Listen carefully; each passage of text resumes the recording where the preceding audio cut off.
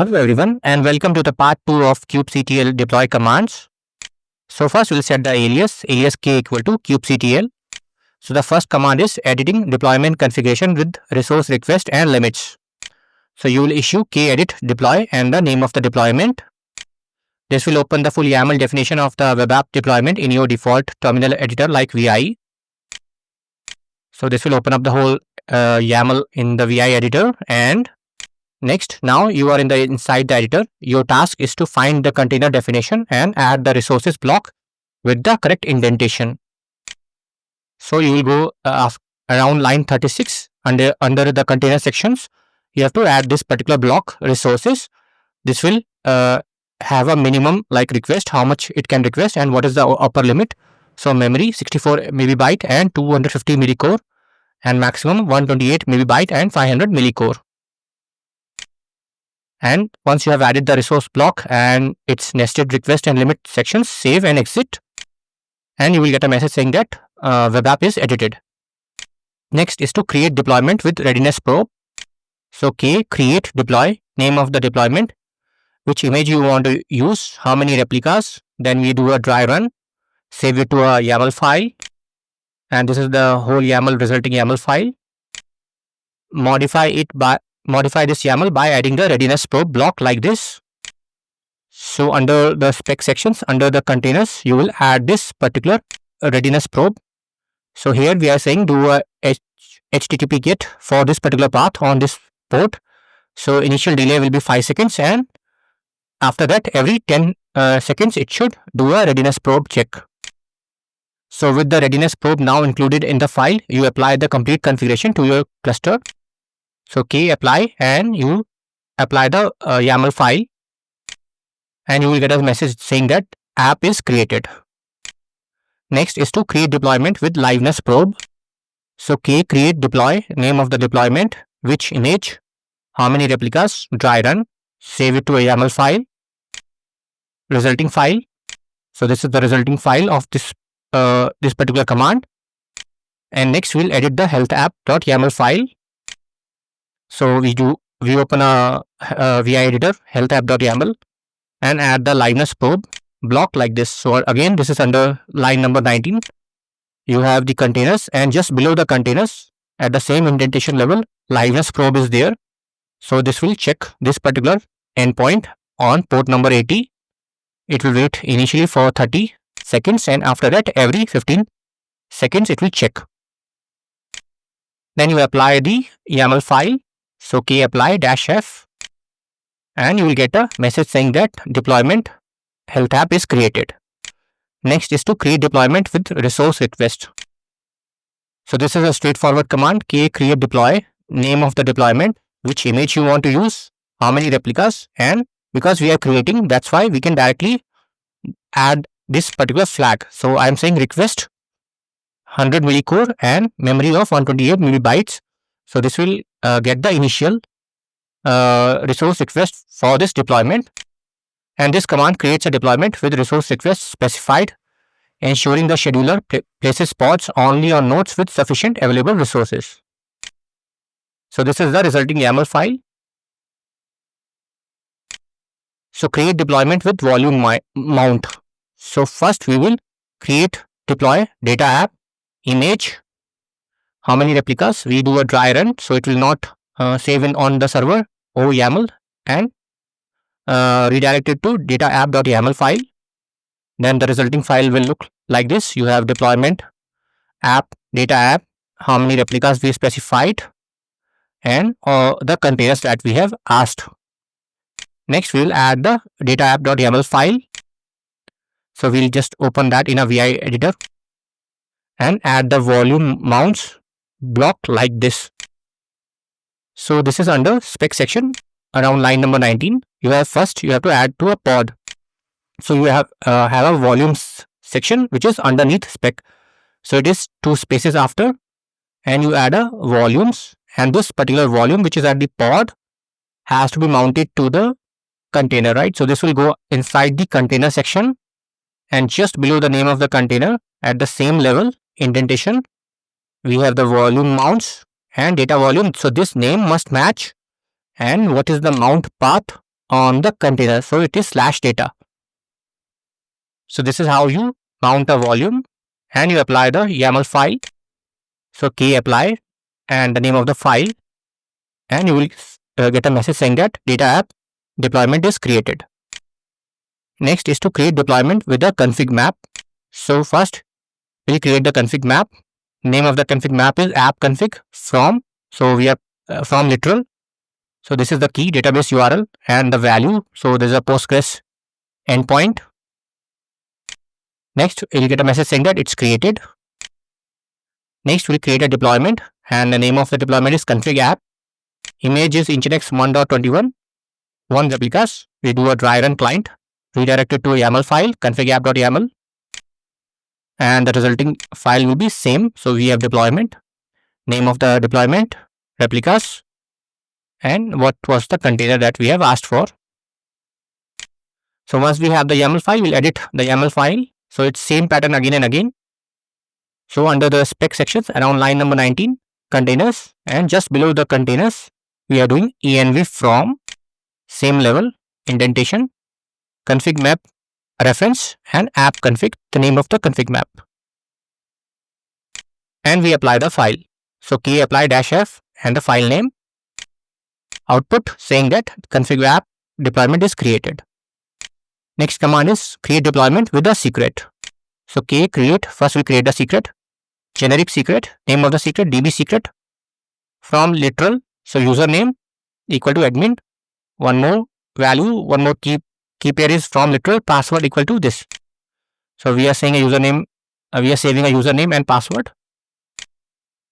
It is created. Then we will create a deployment. Name is secure app image, replicas dry run, save it to a YAML file, and the resulting file will be same. Now we will add the secret. So edit the secure app.yaml file. So once you edit, you will add just under the container section. So again it will go to the containers level. So env from secret reference and the name of the secret. So we created a secret with db secret. Then apply the file. So k apply, and you will get a message saying that secure app is created.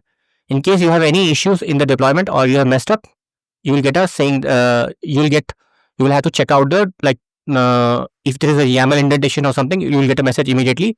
But if it's some other error, you have to do a describe on the deployment. Create deployment with multiple containers. So first we'll create a deployment. Name of the deployment is multi-app, image, how many replicas, and we save it to a multi-app.yaml. So we are specifying one container over here, but we will add one more container, and you will get a resulting file which is same as before, only the name is multi-app, and this is the one container. Now we'll add it to multi-app.yaml file. So we'll open it in a VI editor and add the containers block section. So after same around line 19, you have the first container, and just below that, so this is an array, containers is an array, so you will add one more container. So we are calling this sidecar. This is the image and what command we want to run with this particular container. We apply the file and we'll get the output saying that multi-app deployment is created. Create deployment with init container. So k create deploy init app, name of the deployment, image, replicas, dry run, save it to a YAML file, resulting file. So this is the resulting deployment YAML file. Now we'll edit the init app.yaml and under the spec section. So again same at this level at around line number 19. So this is containers, and so just below this particular line, so containers is already there, but we have just added a init containers. So this is the init container. So you have init containers and you have regular containers. This will be only launched on the initialization of the deployment. And apply the file, and you get a message saying that init app deployment is created. Next is to create deployment with affinity rules. So k create deploy, name of the deployment, which image, replicas how many, dry run client, YAML, resulting file. So it is same affinity app deployment YAML file, same container. Now we'll add it the affinity app.yaml file. So open that in a VI editor and add the affinity block like this. So I'll just explain. I'll just show how it looks like. So after line number 19, so spec section, right? So we add this affinity block, and this is just above container. So we have added this whole affinity or anti-affinity rule. So this how you will read is what we are telling is please. So we are telling the cluster that please try your absolute best to place each affinity app pod, so the pod of the deployment, on a different physical machine. It's not a strict command, means it's not strict, but try your best. But it's a very strong preference. And for high availability, please make a best effort attempt with a priority of 100 out of 100. So this is the weight to ensure that no two pods with the label app. So if this deployment have two pods, affinity app, are running on the same machine. So basically this is for we are just telling the cluster that if try your best not to place two pod of the deployment on the same machine. But if it's not possible, it's okay. But try your best, and this is the highest priority. So because we have given two replicas, right?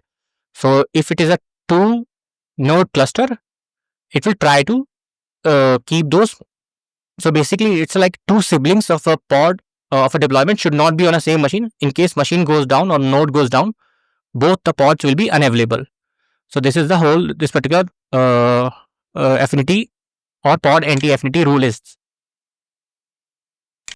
So apply the file and apply -f, and you will get a message saying that it's created. So this is the only part. So this is preferred during scheduling. So it's ignored during execution. So if it's already there, don't evict, but try to prefer when before you schedule a pod, make sure that this is followed. And this is what we have done. Pod affinity term, label sector, match expression, key, app, in value. So this is how it will figure out who are the siblings of a pod.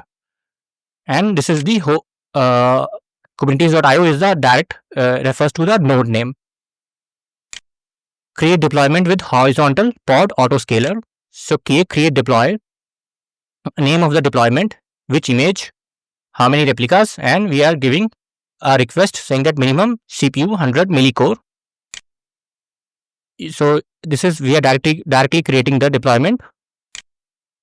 So this is the resulting YAML in the backend, in the database, in the configuration database. And then we create the horizontal pod autoscaler. So K autoscale and name of the deployment. So scalable app. So this is already created, right? So we are saying autoscale this deployment, name of the deployment, right? And CPU percent is 70. So once it reaches 70% of this particular 100 millicore, right? 100 millicore. So once it reaches this, then you can autoscale. So we are starting with 3 replicas. So once the deployment reaches 70% of the threshold aggregate across 3 pods, then it will go, like minimum is 3 anyways. So it will add one more, like +1. Then it will go 3 to 4, 4 to 5. But it should not go forever. So maximum upper limit is 10. So you can go up to 10 replicas. So basically this particular autoscaler object will monitor our deployment and increase the pods based on the CPU percentage threshold. And this is how the output will look like, that this is autoscale, like this app autoscaler is created or autoscaled. And this is the backend. So you can directly create the YAML or apply also, but this is how the horizontal kind is horizontal pod autoscaler. And this is the name of the autoscaler. And here is the actual specification, like max replicas, min replicas, which metrics to monitor, and average utilization is 70% or more. You have to target for this, and then you increase the scalable app number of pods. Create pod disruption budget for deployment. So first we create a deployment. It's a resilient app name, image, and 5 replicas we create directly in the system. App is created. Then we create a pod disruption budget. So k create pod disruption budget, name of the budget, resilient PDB, and selector is app equal to resilient app. So this will automatically know which deployment to target because of the selector. So how we are selecting the backend pods, and we are saying minimum available is 3. So we are creating with 5, but minimum should be 3. So output is saying that this is created, and this is a backend object pod disruption budget, and the name minimum available and which pods to target. So what we are doing is basically we have told Kubernetes that I have a pool of 5 resilient app pods. No matter what voluntary maintenance you need to do, like draining a node to upgrade it, you must always ensure that at least 3 of those pods are left running and healthy. You are only allowed to disrupt a maximum of 2 pods at a time. So because the minimum available is 3, at any given point, if you are doing some maintenance, you can terminate 2 maximum. Then you have to wait. Create deployment with rolling update strategy. So k create deploy, name of the deployment, image. So we are giving 4 replicas this time. We are doing a dry run, and we are saving it to a file. This is a resulting file, deployment rolling app, 4 replicas, image. Now we will edit the app, rolling app.yaml file, and under the specs section around line number 8, we will add a strategy. So rolling update, and max unavailable is 25%, so 1/4 we are saying. So we have 4 replicas, so you can maximum you can take down only 1 at a time, and you can only search 25%. You can only increase 1 and you can take down 1. So if you are updating, you add 1 and you wait. If that is successful, then you go to the next one. So we apply the file. You get output saying that it is created. So here 25%, as I'll just explain. So during the update, for example, let's say you are setting a match or any other maintenance. So during the update, you can have at most 25% of the desired pods. So in this case, 1 pod unavailable. So the Kubernetes cluster will ensure at least 3 pods, 75% are always running. And max surge is 25%. So during the update, you will be doing during the set image command, like when we update the deployments. During the update, you can have at most 25% more pods than desired. So in this case, 1 extra pod. This means you could temporarily have up to 5 pods in total, the old ones being terminated and the new ones starting.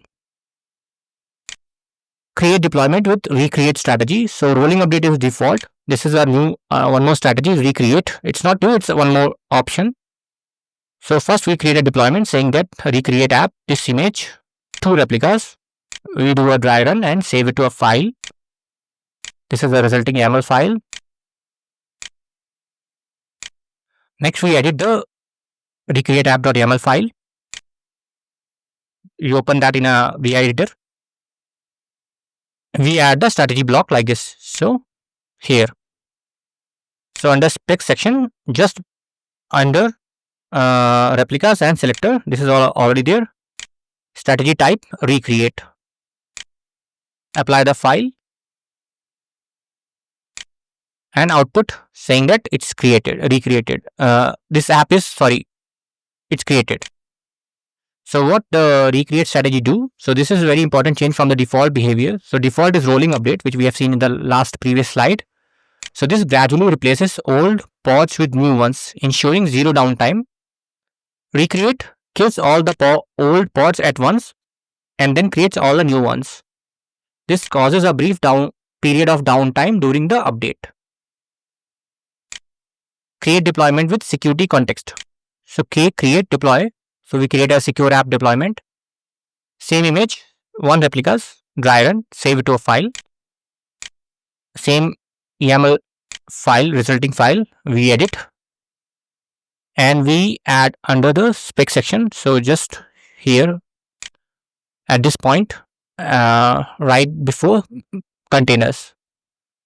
So we are adding a security context. So I have given all the possible combinations like run as non-root, true, run as user, run as which group, and so this part goes into the pod, right? Pod spec, and under containers, we can also specify few options like security context, allow privilege escalation, false, read only root file system, true. So root file system can only be read only, and capabilities drop all. So let's explain.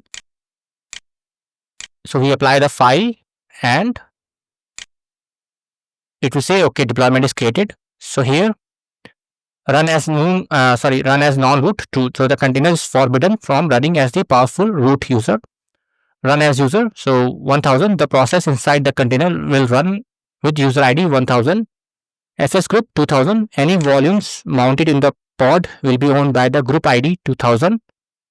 Allow privilege escalation false, prevents a process from gaining more privilege than its parent.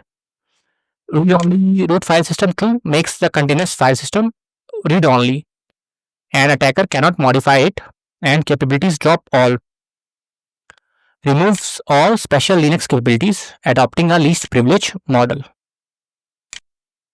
Create deployment with service account. So first we create a service account, name of the service account. And we get a message saying that service account is created. Next we'll generate the base deployment YAML. So service app, name of the deployment, same nginx, and we do a dry run YAML. We get a resulting deployment YAML. We'll edit the file, and right before here, line number 19, just before container section, here we add a service account name. Apply the file. So this is a simple change. We just add one line. You get a message saying that it's created deployment. So what does this service account do? So this is an important change from the default behavior. Default is none. The pod runs with the default service account. Now in this case, the pod runs with the app service account, the name of the account. Create role-based access RBAC role for the deployment management. So first we create a role, and this is the name of the role. And what this role can do, it can do a get, list, watch, create, update, patch, delete on what objects, deployments, replicas, and pods. So we are creating a role who can perform all these operations on these objects. Okay, it's created. Then you get so this is the backend configuration, this is a role, and all these actions are allowed on these like apps, deployments, replicas, sets, and pods. Then we create a role binding. So how to attach this role to a person or a group. So we create a role binding object, name, and we are binding it to this particular app service account. For example, in the previous slide, we have created a service account, and this is the role deploy manager, so which we have created over here. And you will get a message saying that role binding is created. So you can see the role binding YAML also if you want to check out. So in simple terms, you have now officially given the deploy manager this particular role permissions to the app service account. Any pod running with this service account will now have the power to manage deployments, replica sets, and pods within its same namespace. Next, we'll see a blue-green deployment setup. So first, we create a deployment, and we call this blue app deployment. Let's say we start with nginx image 120, 3 replicas, and this is the important part. We have to give some labels. So here we are giving it a label saying that version equal to blue, and a generic label like app equal to web app. You will get a message saying that blue app is created. So this is the deployment. Now we create a green deployment. So in the deployment green app, let's say we are doing a version upgrade. We have moved from 120 to 121, 3 replicas, and this is the important part, version equal to green. So the green app is created, and this is the resulting deployment YAML file. Now to switch traffic in blue-green deployment, so we have two now deployments. one is blue and one is green. So we switch by using the service, because service is the object which redirects traffic to the deployment. So you can do an edit also, but this is just to show it quickly. If you do edit service application name, so you will go under the spec section, under the selector, like which pods to target. So it's saying earlier it will be like blue. So we are just saying change it from blue to version, we are making it to green. So this is how we can just patch in one shot. Otherwise you can just change this blue to green in the service, and you will get a message saying that it is patched. So what does this do? This is a very important change. So default is blue. The service selects the blue app deployment. When we make this change, the service selects the green app deployment. So now we have to clean up. Now blue was the older version, green is the new. Now green has become blue. So we clean the older version. So we'll just delete the blue app. So blue app is deleted because this is the older version. Now relabel the green deployment to blue.